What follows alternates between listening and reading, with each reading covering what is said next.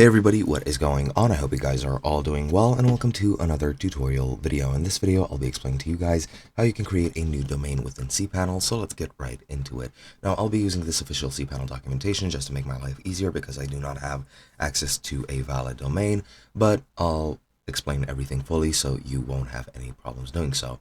Now, the first thing you need to do is you need to go into your domain section and then click on domains, and then click on create a new domain.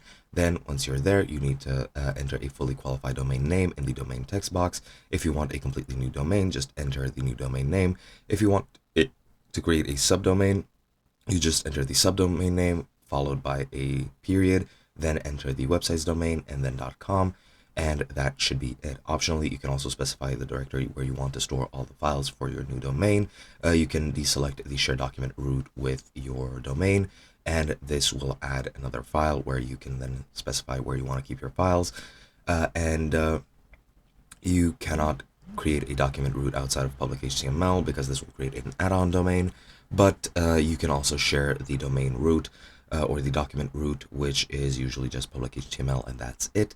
But yeah, once you do that, you can create it, but you can't use the following domain files. If you want to create a new file, you can't use the account home directory itself and directories outside of the home directory, such as cPanel, trash, etc, mail, SSL temp, logs, cp horde, spam assassin, ht passwords, var, cgi bin, ssh, and per15.